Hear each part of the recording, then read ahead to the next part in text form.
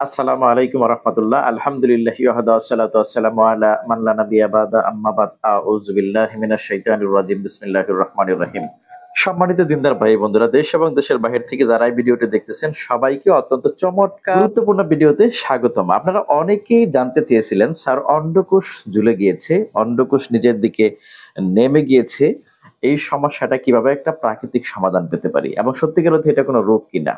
প্রিয় বন্ধুরা আমার, তাই এই বিষয়ে আজকে বিস্তারিত আলোচনা হতে যাচ্ছে। অন্ডকোষ কেন ঝুলে যায়, অন্ডকোষ ঝুলে যাওয়ার কারণ এবং প্রতিকার, অন্ডকোষ ঝুলে যাওয়া সত্যিকার অর্থে রোগ কিনা, অন্ডকোষ ঝুলে যাওয়ার মাধ্যমে ক্ষতির সম্মুখীন হয়েছেন তাদের জন্য নিরাপদ কি স্বাস্থ্যপণ্য রয়েছে, এই বিষয়ে এভরিথিং বিস্তারিত আলোচনা থাকবে ইনশাআল্লাহ। তাই ভিডিওর প্রথম থেকে শেষ পর্যন্ত আমাদের সাথেই থাকুন।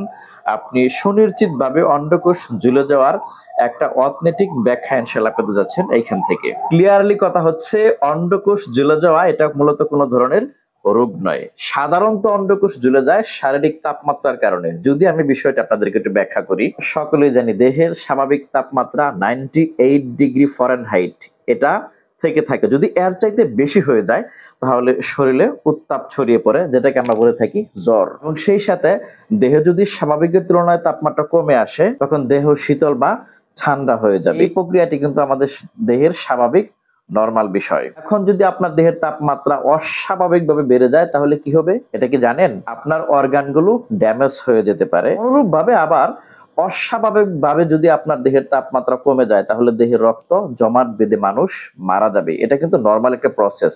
এত কথা বলার একটা অন্যতম কারণ হচ্ছে, আপনি কি জানেন অন্ডকোষ বা টেস্টিস আমাদের দেহের স্বাভাবিক তাপমাত্রার চেয়ে 3 ডিগ্রি কম পরিমাণ তাপমাত্রা এখানে থাকে। আল্লাহ সুবহানাহু ওয়া তাআলার একটা গুরুত্বপূর্ণ নিয়ম এখানে কাজ করে। আপনার মনে কিন্তু প্রশ্ন জাগতে পারে যে অন্ডকোষ বা টেস্টিসে কেন তাপমাত্রা কম থাকে? কারণ হলো অন্ডকোষ বা টেস্টিস শুক্রাণু তৈরি হয় এবং এখানে কিন্তু টেস্টোস্টেরন লেভেল, সেক্স হরমোন, এখান থেকে কিন্তু টেস্টোস্টেরন লেভেলের কার্যক্রম পরিচালনা হয়ে থাকে, যার জন্য আমাদের পুরুষের যৌন ইচ্ছা, আকাঙ্ক্ষা, শক্তি, চাহিদা এগুলো কিন্তু কম এবং বেশি হয়ে থাকে। আমাদের অন্ডকোষে যে শুক্রাণু তৈরি হয়ে থাকে শুক্রাণু হলো একটি প্রোটিন, আর এটি যদি তাপের সংস্পর্শে আসে তাহলে জমাট বেঁধে এর কার্যকারিতা গুলো কি হয়, নষ্ট হয়ে যায়। সাধারণত গরমের সময় দেখবেন আমাদের দেহের স্বাভাবিক তাপমাত্রা একটু বেশি থাকে, তাই অন্ডকোষ বা টেস্টিস নিচের দিকে অনেকটা ঝুলে যায়। আবার শীতের সময় যখন বাহিরের পরিবেশ তাপমাত্রা কম থাকে কিন্তু আমাদের শরীরের তাপমাত্রা বেশি থাকে, তাই টেস্টিস বা অন্ডকোষ উপরের দিকে অনেকটা উঠে যায়, লেগে থাকে, ছোট হয়ে থাকে, যাতে সুনির্দিষ্ট তাপমাত্রা বজায় রাখতে পারে। শুক্রাণু বা স্পাম উৎপাদনের জন্য আদর্শ তাপমাত্রা হচ্ছে 35 ডিগ্রি ফরেনহাইট। অন্ডকোষ ঝুলে যাওয়া কোনো রোগ নয়, এটি একেবারে নিতান্তই স্বাভাবিক ঘটনা। তাপমাত্রার সাথে অন্ডকোষ অনেক সময় অতিরিক্ত তাপমাত্রা বা গরমের কারণে নিচের দিকে ঝুলে যায়, নিচের দিকে পড়ে থাকে, লুজ হয়ে থাকে। এটা নিতান্ত একটি স্বাভাবিক ঘটনা। তারপরেও কিছু কিছু ক্ষেত্রে, বিশেষ করে যারা দেখবেন লং টাইম হস্তমৈথুন মাস্টারবেশনে অভ্যস্ত হয়ে গিয়েছেন, যারা বিভিন্ন ধরনের অত্যাচার করেছেন নিজেদের প্রতি, যারা জুলুম করেছেন নিজেদের প্রতি, অথবা আঘাত লেগেছে, বিভিন্ন কারণে অন্ডকোষ রোগাক্রান্ত হওয়ার কারণে নিচের দিকে ঝুলে যেতে পারে। এর কারণ হচ্ছে আপনার সেক্স হরমোন নিঃসরণ ক্ষমতা কমে আসা, লো হয়ে আসা, অর্থাৎ স্বাভাবিক যে ব্যালেন্সটা থাকা উচিত সেটা না থাকা।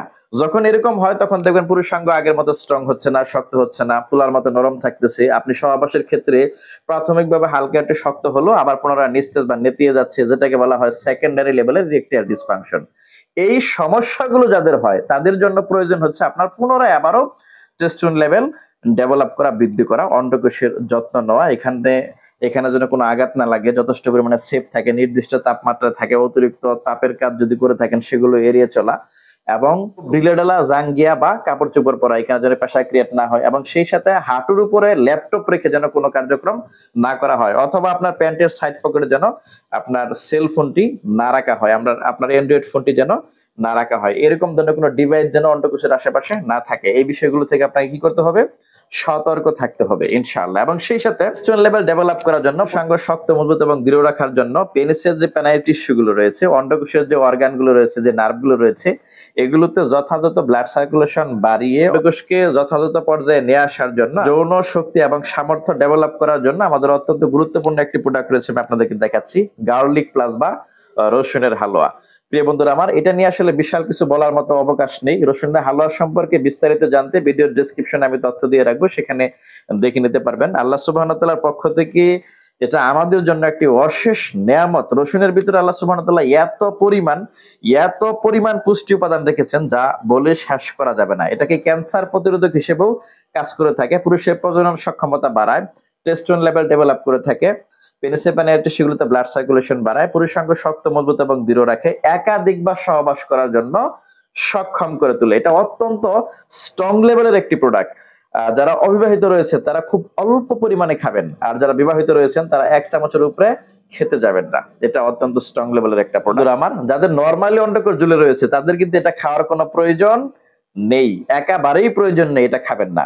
যাদের সমস্যার কারণে অন্ডকোষ ঝুলে গিয়েছে, আমি যেটা বললাম যে অতিরিক্ত হস্তমৈথুন, মাস্টারবেশন, আঘাত লাগা, রোগে শোকে আক্রান্ত থাকা, এই সকল কারণে যাদের অন্ডকোষ ঝুলে গিয়েছে তারাই শুধুমাত্র এটা খেতে পারেন। বিস্তারিত ডেসক্রিপশনে দেওয়া থাকবে ইনশাআল্লাহ। প্রিয় বন্ধুরা আমার, অনেকেই ভিডিও দেখে আমাকে দেশ এবং দেশের বাইরে থেকে ডাইরেক্টলি ফোন দেন। আমি আপনাদের কাছে বিনীতভাবে অনুরোধ করি, সরাসরি ফোন না দিয়ে ভিডিওর ডেসক্রিপশনে এখানে দেখুন উপরে হোয়াটসঅ্যাপ নাম্বার দেওয়া রয়েছে। আপনি আপনার বয়স, ওজন, উচ্চতা, প্রধান সমস্যাগুলো কি বিস্তারিত উল্লেখ করে এখানে লিখে মেসেজ দিয়ে রাখবেন। আমি ফ্রি হয়ে আপনাদেরকে ইনশাআল্লাহ রিপ্লাই দিব। প্রিয় বন্ধুরা আমার, আজকের মধ্যে এখানে শেষ করতেছি।